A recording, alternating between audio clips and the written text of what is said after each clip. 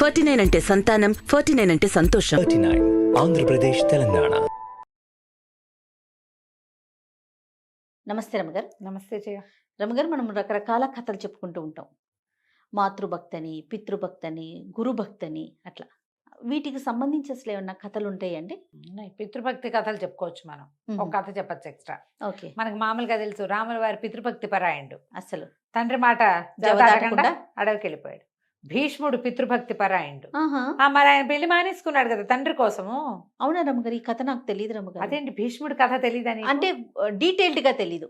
ఈసారి చెప్దాం. ఒక లైన్ వరకు అంతవరకే తెలుసు, కానీ ఒక కథ రూపంలో చెప్పండి సార్. చెప్తాం. భీష్ముడి సంగతి చెప్పాల్సిందే. అవును. అయితే అలాంటి భీష్ముడిలాగా రాజ్యాన్ని, నాకు రాజ్యం వద్దు అని వదిలిపెట్టుకునే వాళ్ళు మనకి మన ఈ కాలంలో కూడా ఉన్నారట. ఓకే. ఇది 14వ శతాబ్దంలో మేవాడ్ సంస్థానానికి లఘుసింహ అతని పేరు, లఘు మహారాజు, LAGHUL, రఘు కాదు లఘుసింహుడు అని ఒక రాజుగారు ఉండేవాడు. ఈ రాజుకి 2 కుమారులు ఉన్నాడు. చండసింహుడు, రఘునాథ సింహుడు, 2 కుమారులు. ఈ కుమారులు కలిగి కొంచెం ఆయన నడి వయసుకు వచ్చిన తర్వాత ఒకసారి ఏమైందట, ఆయనకి పిల్లలంటే చాలా ఇష్టం, అబ్బాయిలు చాలా బుద్ధిమంతులు వాళ్ళు. రఘునాథు చాలా కామ్గా కూడా ఉండేవాడు. చండసింహుడు కొంచెం గట్టివాడు, కానీ తండ్రితో అమిత ప్రీతిగా ఉండేవాడు. తల్లి గతించింది. అయితే వీళ్ళకి కొంత దూరంలో ఉన్నటువంటి మార్వాడ్ అనే ఒక ప్రాంతం నుంచి రాజుగారి రాజప్రతినిధి వచ్చి, వార్తాహరుడు లేదా ఇలా రాజప్రతినిధిలాగా ఒక ఆయన వచ్చాడు.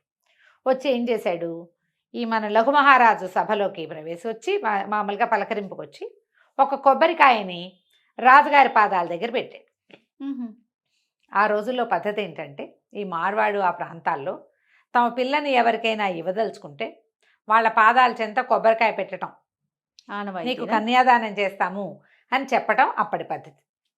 మార్వాడు రాజు రణమల్లు, ఆ రణమల్లుకి హంసాదేవని అత్యద్భుత సౌందర్యవతి అని ఒక కూతురుంది. ఆ పిల్లని ఈయనకి ఇస్తామని కొబ్బరికాయ పెట్టారు. ఈయన పేరేంటి, మన లఘుసింహుడు, ఈ లఘు మహారాజు, ఆయన ఆశ్చర్యపోయాడు. ఎప్పటి నుంచో ఆ పిల్ల చాలా సౌందర్యవతి అని వింటున్నాడు, కానీ నడివయసు వాడిని నాకెందుకు ఇస్తారు వాళ్ళ పిల్లని అని అనుకున్నాడు. ఈ కొబ్బరికాయ పెట్టేసరికల్లా ఏమంటున్నాడు, పిల్లని తనకి ఇవ్వడానికి వాళ్ళు సిద్ధపడ్డారు అని చెప్పి, అలాగే మాకేం అభ్యంతరం లేదని వార్తాహరుడికి చెప్పి శుభలేఖ వస్తుందని చూస్తున్నాడు. ఈ హంసాదేవిని నాకు ఇవ్వబోతున్నారని చెప్పాడు అందరికీ. దేశంలో రాజుగారు మళ్ళీ వివాహితుడవుతున్నాడని చెప్పుకున్నారు. కొద్ది రోజులకి రణమల్లు గారు ఆ మార్వారి నుంచి కాగితం పంపించాడు. మేము హంసని ఇవ్వదలుచుకుంది చండసింహుడికి, నీ కాదు, మా వార్తాహరుడు చేసిన పొరపాటు వల్ల చండసింహుడి పాదాల దగ్గర పెట్టవలసిన కొబ్బరికాయ పెద్ద కుమారుడి దగ్గర, రాకుమారుడి దగ్గర పెట్టాల్సింది రాజుగారి దగ్గర పెట్టాడు. మా ఉద్దేశం మాత్రం మేము చండసింహుడికే ఇస్తాం పిల్లని, అలాగైతే మాకు ఓకే, నీకు ఇచ్చే ఉద్దేశం మాకు లేదు అనేసరికి ఈయన చాలా హర్ట్ అయిపోయాడు. ఆయన హర్ట్ అయ్యి బాధపడ్డాడు.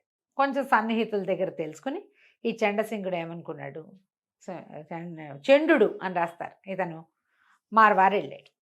వెళ్ళి, మీ వార్తాహరుడు ఏం చేసినా సభలో జరిగింది ఇది, మా తండ్రి వివాహానికి సిద్ధపడ్డాడు, పిల్లనిచ్చి పెళ్లి చేయమంటే నీకు ఇస్తాం కానీ మీ నాన్నకు ఇవ్వమన్నారు. ఇతను అన్నాడు, కాదు, ఏనాడైతే మీరు పంపించిన నారికేళం మా పితృపాదుల పాదాల దగ్గర పెట్టబడిందో దాన్ని మా తండ్రి ఎప్పుడు ఒప్పుకున్నాడో అప్పుడే హంసాదేవి మాకు మాతృస్థానంలో స్థిరపడింది. ఆమెని మా తండ్రికి ఇచ్చి వివాహం చేయటమే సరైన పని, పెళ్లి చేస్తారా యుద్ధం చేస్తారా? అయ్యో అనేసరికి రణమల్లి ఏమన్నాడు, వాళ్ళది కొంచెం చిన్న సంస్థానం వీళ్ళకంటే. అట్లా కాదయ్యా, పోనీ నువ్వేదో ఇట్లా అంటున్నావని మేము ఒప్పుకున్నామనుకో, మా పిల్లని మీ నాన్నకిచ్చి పెళ్లి చేస్తాం, రేపొద్దున సంతానం కలిగితే రాజుగారి పిల్లలు అవుతారు, కానీ రాజులు ఎవరు, నీకు ఇవ్వదలుచుకుంది ఎందుకు, రేపు మీ నాన్న తర్వాత నువ్వు రాజు అవుతావు, మా మనవడు మా దౌహిత్రుడు రాజకుమారుడు అవుతాడు, తర్వాత రాజు అవుతాడు, నీ తర్వాత నువ్వు జ్యేష్ఠుడివి, నీ జ్యేష్ఠ కుమారుడు రాజు అవుతాడు. రాజు అవ్వటానికి ఉండవలసిన దౌహిత్రుణ్ణి ఒట్టి రాకుమారుడిగా రాజుగారి చిన్నబ్బాయిగా చేయటం నాకు ఇష్టం లేదు, మా అమ్మాయికి పుట్టబోయేవాడు రాజు అవ్వాలని కదా అనుకున్నాం మరి అనేసరికల్లా చండు అన్నాడు, మా నాన్న కోరిక తీర్చండి, మీ మనవడే రాజు అవుతాడని చెప్పాడు. ఆయన వివాహానికి సిద్ధపడ్డాడు, ఆయన పరువు పోతుంది, నాకు రాజ్యం అక్కర్లా, మీ హంసాదేవికి కలిగిన కుమారులకే రాజ్యార్హత, మాకు రాజ్యం అక్కర్లేదు అని ఒప్పుకున్నాడు. జనమంతా ఆశ్చర్యపోయారు. తండ్రి కూడా ఆశ్చర్యపోయి కాదన్నాడు, కానీ కుమారుడు ఒప్పుకోవాలి. నేను మాట ఇచ్చేశా, ఆవిడ నీకు వాగ్దత్త, నీ మాట మీద పెళ్లి చేసుకుంటానని ఒప్పుకున్నావు నువ్వు. నేను వీళ్ళకి మాట ఇచ్చా, నువ్వు మాట తప్పద్దు, నేను మాట తప్పను, పెళ్లి చేసుకోమన్నాడు. కొద్ది రోజుల్లోనే ఈ లఘు మహారాజుకి హంసాదేవికి వివాహం జరిగిపోయింది. ఆయన ఒక 45 ఏళ్లవాడు, ఆవిడ ఒక 18-16 ఏళ్ళది. ఆ రోజుల్లో అలాగే చేసేవాళ్ళు. రాకుమారి వచ్చేసింది. కొంతకాలానికి ఒక 3 సంవత్సరాలు, 2 సంవత్సరాలు, 4 ఏళ్ళైందో ఆవిడకు కుమారుడు కలిగాడు. ముకుళుడు, ముకుళ సింహుడు అని పేరు పెట్టారు అతనికి. ముకుల్ అన్నమాట. ఈ ముకుళుడు కాస్త చంటి పిల్లాడిగా, ఒక ఏడాది పిల్లాడిగా ఉండగానే ఏమైందట, ఈయన ఎక్కడికో వెళ్ళవలసి వచ్చింది ఈ లఘు మహారాజు. అప్పుడు ఏంటంటే గయా క్షేత్రం ఉంది కదా, గయా క్షేత్రంలో మహమ్మదీయులు, ఇది 14వ శతాబ్దం, అంటే అప్పుడే మొఘల్స్ వాళ్ళంతా వస్తున్న కాలం. మహమ్మదీయులు వచ్చి అక్కడ దేవాలయాలు అవి పాడు చేస్తున్నారని, అక్కడికి వచ్చి రక్షించవలసిందని అక్కడి నుంచి కబురు వచ్చింది. కబురు వచ్చేసరికి ఈయన రాజుగా ఈయన వెళ్ళాలి. ఈయన ఏమన్నాడు, ఈయనకి అర్థం కాలేదు. ఇప్పుడు చంటి పిల్లాడిని వదిలిపెట్టి వెళ్తే, అందుకని చండుని పిలిచి అడిగాడు, నాయన ఇట్లా నేను యుద్ధానికి వెళ్ళాలి, వాళ్ళకి ప్రాతినిధ్యం వహిస్తానని, సహాయం చేస్తానని చెప్పారు. పైగా మన దేశ ప్రభావం తగ్గిపోతుంది, మన ధర్మం, మనం ఎక్కడైతే పూజ, గయా క్షేత్రం చాలా చిన్న క్షేత్రం కాదు కదా, బుద్ధగయ ఆ క్షేత్రం, దాన్ని చేయకూడదు, మన ధర్మం నిలబడి ఉన్న చోటది, అందుకని నేను అక్కడికి వెళ్తున్నాను, ముకుళుడి సంగతి ఏమిటి నాయన అన్నాడు. నాన్న నువ్వేం భయపడద్దు, ముకుళుడే రాజు, వాడిని కూర్చోబెట్టి నేను చేస్తా రాజ్యం, ముకుళుడి చేతిలో నుంచి సింహాసనం పక్కకి వెళ్ళనివ్వను అని మాటిచ్చాడు. ఓకే. ఈయన సంతోషంగా పెద్ద కొడుకు చేతిలో చిన్న కొడుకుని పెట్టి వెళ్ళిపోయాడు. 2 ఏళ్ళు యుద్ధం నడిచిందట, 18 నెలల పాటు. ఆయనేమో గతించాడు, అక్కడ మరణించాడన్న వార్త వచ్చింది. యుద్ధం గెలిచారు కానీ రాజుగారు మరణించాడు. రాజు లేకుండా ఎట్లా, ఈ ముకుళుడు 2 ఏళ్ళు నిండుతున్న పిల్లవాడిని సింహాసనం మీద కూర్చోబెట్టి, సింహాసనం పక్కన చిన్న పీఠం వేసుకుని చండు దాని మీద కూర్చుని రాజ్యాన్ని నడిపించడం మొదలుపెట్టాడు. ఇక ప్రజల్లో చండు మీద చాలా ప్రేమ వచ్చింది. ఇచ్చిన మాట నిలబెట్టుకున్నాడు కదా. ప్రజలు అసలు చండు పక్షమే అంత. ఆ స్థానంలో ఎక్కువ భాగం చండు స్నేహితులు వాళ్ళు ఉన్నారు. ఈ హంసాదేవికి మెల్లిగా భయం వచ్చేసింది. పిల్లాడే రాజైనప్పుడు సంతోషం వచ్చింది, కానీ క్రమంగా చండు ప్రాభవం పెరిగిపోతుంది. రేపు నాటికి పిల్లాడిని ఏమైనా చేస్తే, అయితే ఇలాగ మెల్లిమెల్లిగా పెరిగేసరికి చండుకి తెలిసిపోయింది ఇలా ఆవిడ అనుకుంటోంది అని. అయితే ఏం చెప్పాడంటే, అమ్మా నువ్వేం భయపడద్దు, మా నాన్నకి మాట ఇచ్చాను, నువ్వు ఇక్కడే ఉంటే వీళ్ళందరూ నీ వైపే చూస్తారు, కానీ నా కొడుకు వైపు చూడరయ్యా, నాకు అది భయం అంత. సరే నేను ఇక్కడి నుంచి వెళ్ళిపోతాను, వేరే ప్రాంతానికి వెళ్ళి స్థిరపడతాను, నా సొంత ప్రపంచం ఏదో నేను నిర్మించుకుంటాను, పిల్లాన్ని జాగ్రత్తగా చూసుకోమని చెప్పి తమ్ముడైన రఘునాథుడు, అతని మెతకవాడు, ఆ రఘునాథుడిని మాత్రం ఇక్కడ ఉంచి తన స్నేహితులు, తన పరివారంతో ఎవరైతే తనని ఫాలో చేయదలుచుకుంటారో వీళ్ళతో కలిసి వేరే ప్రాంతానికి వెళ్ళిపోయాడు. ఎప్పుడైతే మేవాడ్ నుంచి చండసింహుడు వెళ్ళిపోయాడో ఆవిడ ఏం చేసింది, తన తండ్రికి వచ్చి కబురు చేసింది, వచ్చి కాస్త రాజ్యాన్ని చూడడానికి హెల్ప్ చేయి, పిల్లాడి పెంపకంలో నాకు సహాయం చేయండి అంటే. ఇది మహాద్భుతమైన రాజ్యం మేవాడు, చిత్తోడ్ గఢ్ అని చెప్పుకుంటాం కదా, ఆ గఢ్ ఉన్నది వీళ్ళకి. చాలా ఆస్తిపాస్తులు ఉన్నది, ఎంత సంపద ఉందో అక్కడ, ఎంత పంటలున్నాయో, సిరి సంపదలతో తులదూగుతున్న రాజ్యం ఇది. సో పుట్టింటికి కబురు చేసుకుంది. మరి తండ్రి తమ్ముడు కావాలి కదా సహాయానికి. ఆవిడ అన్నదమ్ములు వీళ్ళంతా కలిసి ఊసర క్షేత్రం, అది తొండల గుడ్లు పెట్టే క్షేత్రం, ఊళ్ళు అవి. మార్వాడు అంత మంచిది కాదు, మార్వాడు రాజ్యం చిన్నది, అక్కడ పెద్ద డబ్బు లేదు, రాజ్యమే ఉంది కానీ ఇంత సిరి సంపదలతో తులతూగేది కాదు. ఈ ఊసర క్షేత్రంగా ఉన్న ఈ మార్వాడిని వదిలిపెట్టి మేవాడు రాజ్యానికి షిఫ్ట్ అయిపోయారు వాళ్ళు. అక్కడ ఎవరికో అప్పచెప్పేసి అది చూస్తారు, అది వీళ్ళ కిందే ఉంటుంది. పెద్ద వాళ్ళంతా తండ్రి అన్నదమ్ములు ఇక్కడికి వచ్చేసారు. క్రమంగా రాజ్యంలో వీళ్ళ గట్టి చేసుకున్నారు.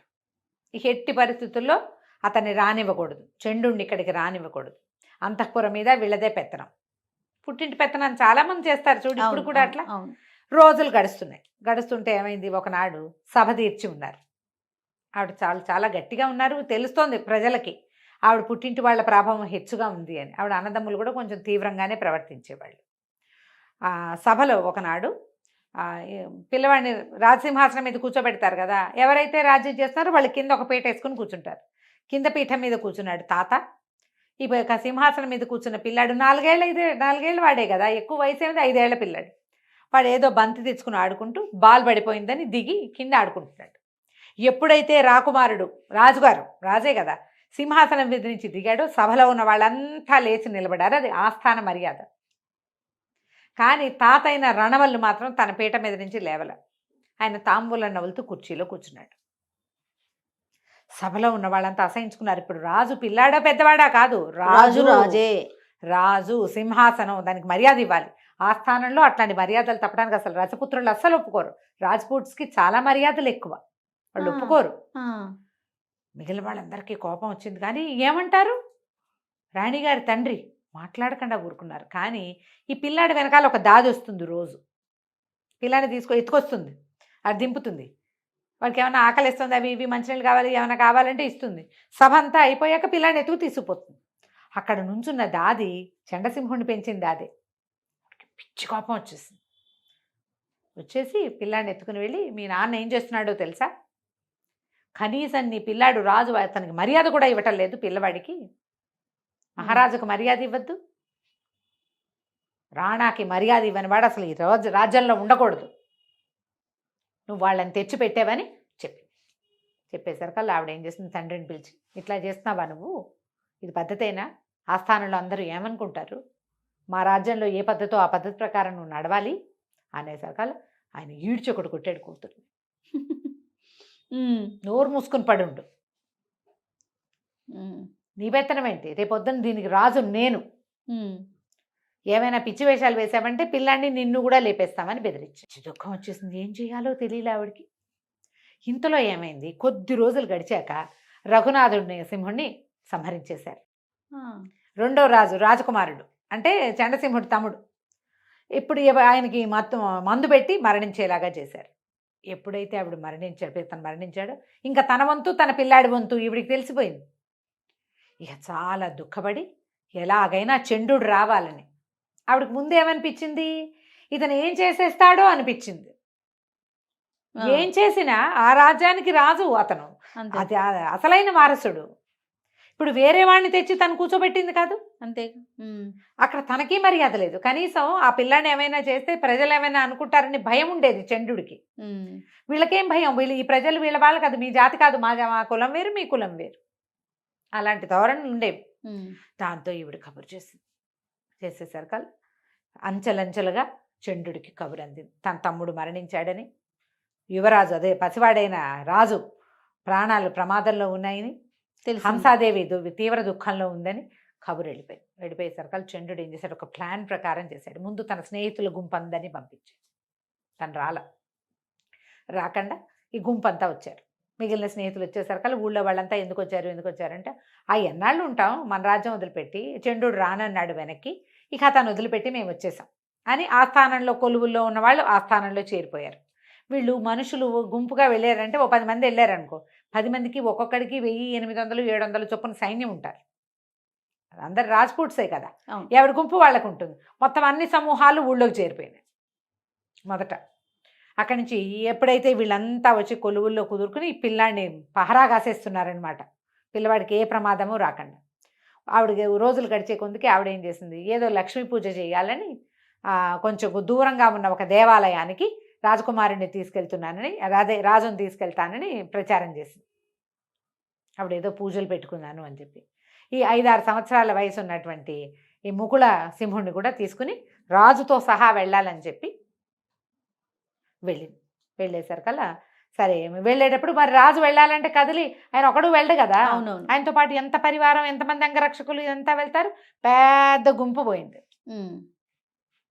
ఆ గుంపు అంతా వెళ్ళేసరికి అక్కడి నుంచి చండసింహుడి గుంపు కూడా దానికి యాడ్ అయ్యింది. ఆ ఊళ్ళో నుంచి ఈ గుంపు ఆ గుంపు మొత్తం వచ్చేసినాయి. ఈ ప్రజలు ఇక్కడ ఉన్న రాజుగారి మావగారు ఏమనుకున్నారంటే, రాజకుమారుడి సైన్యం వెళ్ళింది, రాజకుమారుడి సైన్యమే వచ్చింది అనుకున్నారు. కానీ అందులో చండుడు చేరాడని తెలుసుకోలేదు. లోపలికి రావటం ఏమిటి, అంతకుముందు కొంతమంది సైన్యం ఇక్కడ ఉన్నారు కదా, మార్వాడి నుంచి వచ్చిన వాళ్ళందరినీ తొలగించేశారు 3 రోజుల్లో, తమ సైన్యమే. అక్కడి నుంచి వెంటనే యుద్ధభేరి మోగించి మార్వాడ సైన్యం మొత్తాన్ని తొలగించేశారు. రణమల్లుని కూడా సంహరించారు. ఎప్పుడైతే రణమల్లుని సంహరించారో అంటే రాజుగారి తాతని మాతామహుడిని సంహరించారో జోడా అని ఒక కుమారుడు ఉన్నాడు. జోడా సింహుడు అతని పేరు రణమల్లుకి. అతను కాస్త పారిపోయాడు. సింహుడు కాదు, జోడామల్లు, రణమల్లు కుమారుడు జోడామల్లు కొంతమంది స్నేహితులతో కలిసి మార్వాడు పారిపోయాడు. ఇందులో అంతర్గత యుద్ధాలు అనుకో ఒక చిన్న సమూహం సరిపోతుంది. ఇప్పుడు మార్వాడి మీదకి వెళ్ళాలంటే పెద్ద సమూహం కావాలి కదా. కానీ చంద్రుడు తన స్నేహితులతో కలిసి మార్వాడి మీద దండెత్తాడు. దండెత్తి అక్కడికి వెళ్ళిపోయిన జోడామల్లుని సంహరించి అతని స్నేహితులందరినీ చేసి మార్వాడిని కూడా మేవాడిలో కలిపేశాడు. మాతామహుల రాజ్యానికి తండ్రి రాజ్యానికి కూడా ముకులుడే రాజుగా ఉన్నాడు. ఇతను లేడు. చంద్రుడు రాజు అవల. తన ఇచ్చిన మాట ప్రకారము చంద్రుడు రాజు కాలేదు. చంద్రుడి కుమారులు కూడా అతని మనవలు సహాయం చేసినట్టుగా చెప్పరు. కొంచెం చంద్రుడి కుమారులు కూడా తమ కంటే కొంచెం మాత్రమే పెద్దవాడైన తమ బాబాయిని రాజుగా ఒప్పుకొని ఎంతో కాలం రాజ్యం చేశారట. ఇదేంటంటే పురాతన గాథల్లో మనం వింటాం పితృభక్తి ఇట్లా. తర్వాత కాలంలో ఈ 14వ శతాబ్దం 18వ శతాబ్దాల్లో వినలేం కదా. ఇది ఒక ప్రత్యేకమైన గాథ, ఈ పితృభక్తి గాథ. బాగుంది రమ్మ గారు. నమస్తే. నమస్తే జయ.